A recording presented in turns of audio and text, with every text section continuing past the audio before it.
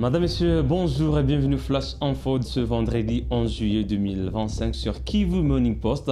À la une, le cardinal Fridolin Ambongo, archevêque de Kinshasa, a critiqué l'accord de paix signé entre la RDC et le Rwanda, le qualifiant de fausse solution.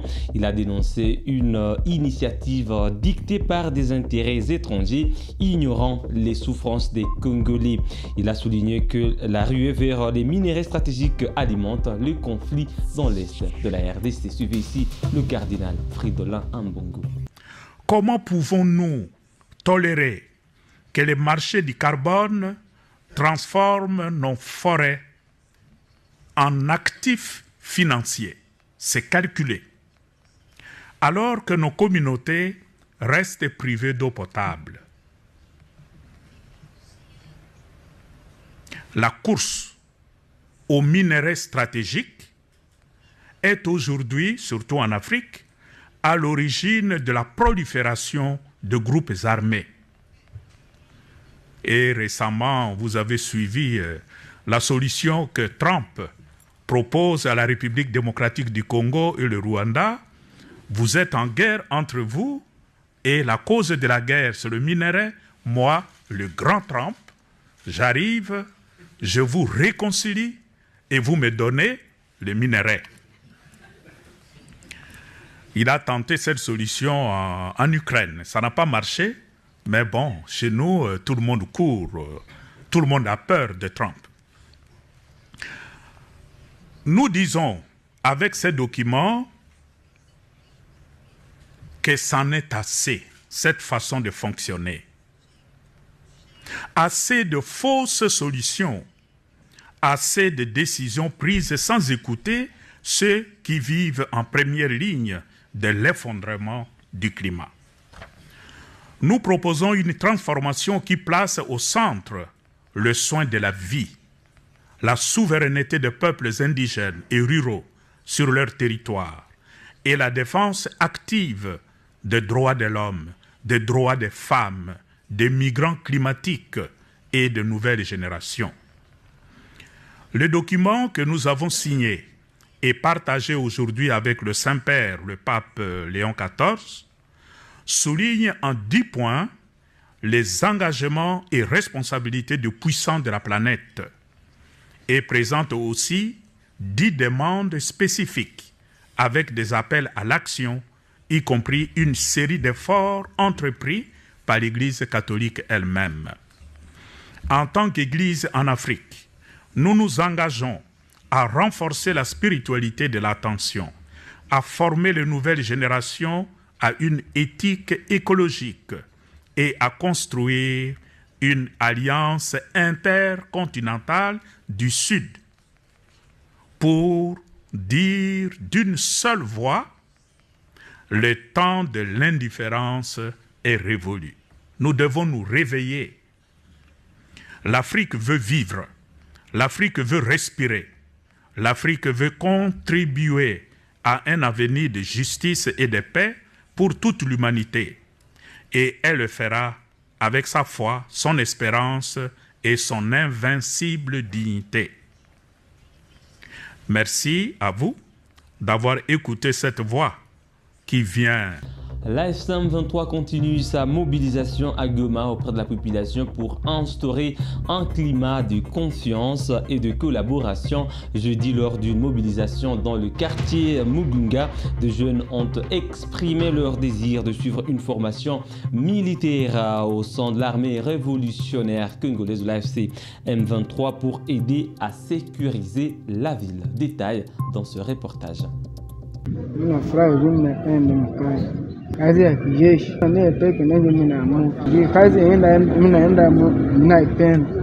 Les jeunes de Goma continuent à manifester volontairement les soucis d'aller en formation militaire organisée régulièrement par l'armée révolutionnaire congolaise. C'est le cas de ces jeunes du quartier Mugunga qui ont été sensibilisés ce jeudi 10 juillet 2025 par l'équipe de la coordination provinciale de mobilisation et de recrutement au cours d'un meeting populaire tenu à l'endroit communément appelé Kimachine. Ces jeunes ont reçu quelques encouragements de la part des habitants du quartier Mugunga, Siliro Boulenda, L'un de ses habitants s'exprime.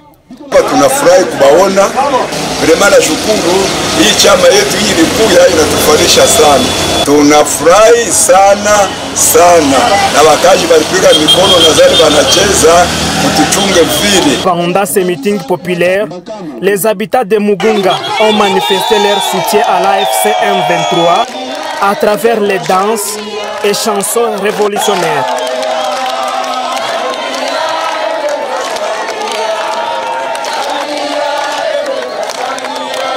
La SM23 a participé jeudi 10 juillet 2025 à une formation sur le droit international humanitaire à Goma, organisée par le coordonnateur Corné Nangaa.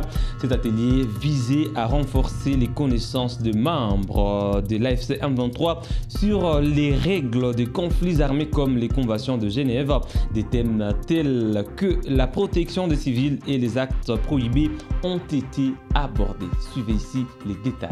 À la demande de sa coordination politique, le mouvement de la F123 a organisé une journée de formation sur le droit international humanitaire en partenariat avec le Comité international de la Croix-Rouge.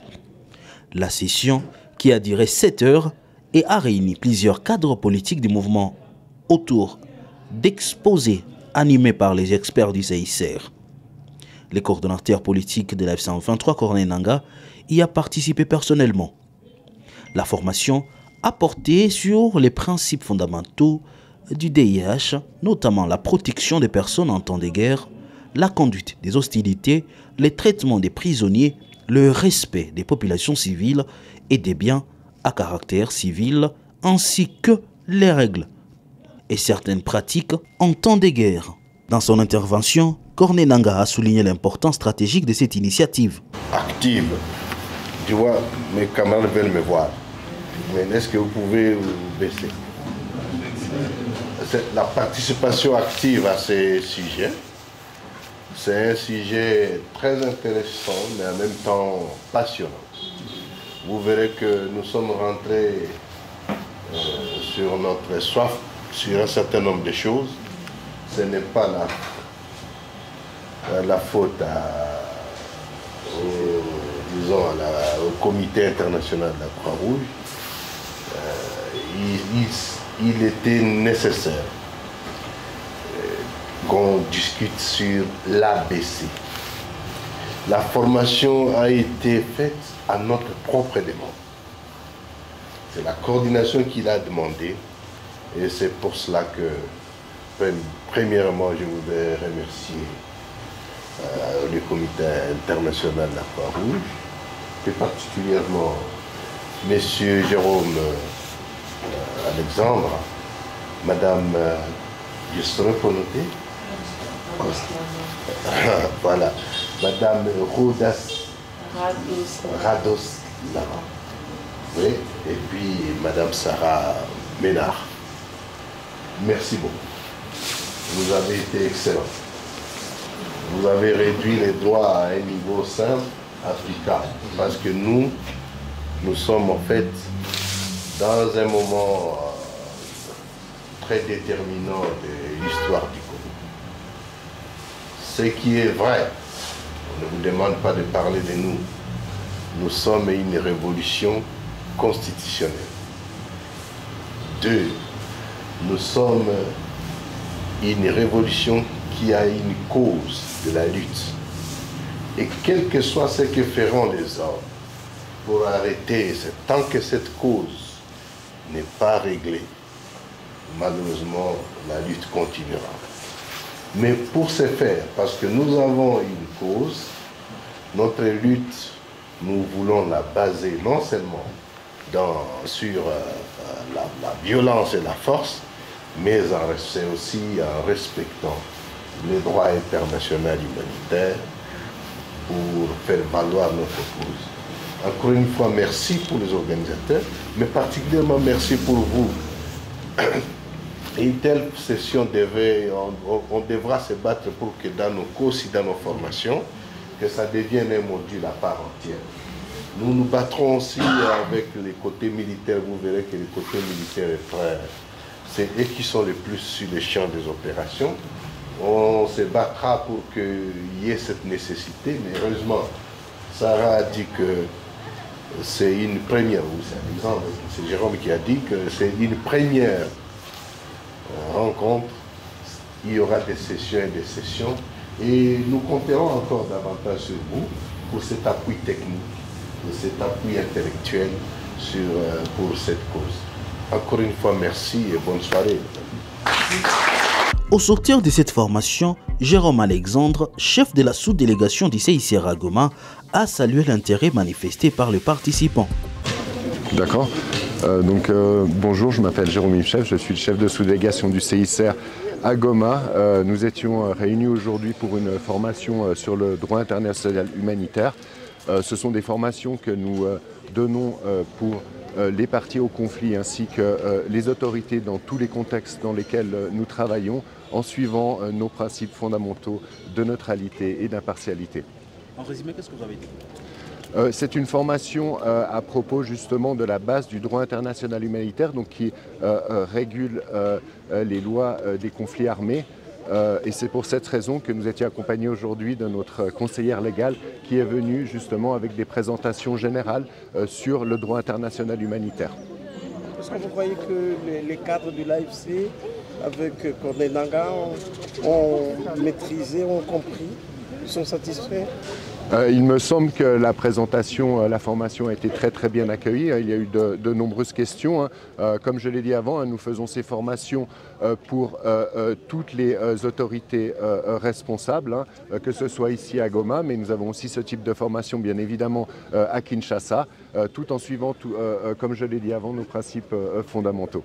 CICR, en tant qu'acteur neutre et humanitaire, rappelle régulièrement que la connaissance et le respect du droit international humanitaire sont essentiels pour limiter les souffrances dans les conflits armés. Le ministre congolais de Commerce extérieur, Julien Paluku Kahongya, a annoncé la promulgation d'ordonnances ratifiant l'accord de l'OMC sur la facilitation des échanges et sur les subventions de la pêche. Ces instruments visent à renforcer le secteur du commerce en République démocratique du Congo. Cette déclaration a été faite lors de la 9e conférence des Nations Unies sur le commerce et le développement à Genève, axée sur la concurrence et la protection des consommateurs. Suivez ici Julien Paluku Kahongya. Après le passage ici en mai dernier, quand nous avions rencontré la directrice de l'OMC, et la bonne nouvelle que nous annonçons ce jour, c'est que le président de la République a promulgué 2 ordonnances loi. La première concerne la ratification de l'accord sur la facilitation des échanges de l'OMC. La deuxième ordonnance loi concerne la ratification de l'accord sur les subventions de la pêche. Ce sont 2 accords importants que la RDC n'avait pas encore ratifiés depuis 2013 pour le premier accord et depuis 2022 pour le deuxième accord. Et donc c'est une très bonne nouvelle, parce que la RDC s'aligne désormais sur la modernité ou la modernisation du commerce international. Maintenant, nous avons été reçus par le secrétaire général adjoint de la CNUSED, qui est la conférence des Nations Unies sur le commerce et le développement, qui accompagne plusieurs pays dans la mise en œuvre de politiques publiques émergentes. Et donc, avec lui, nous avons discuté de comment la RDC peut bénéficier de l'accompagnement de la CNUSED, comme c'est le cas avec l'Angola, avec la Zambie, avec plusieurs pays. Nous avons exploré les niveaux de financement qui peuvent être mis en place pour permettre à notre pays également d'être comme d'autres pays émergents aujourd'hui.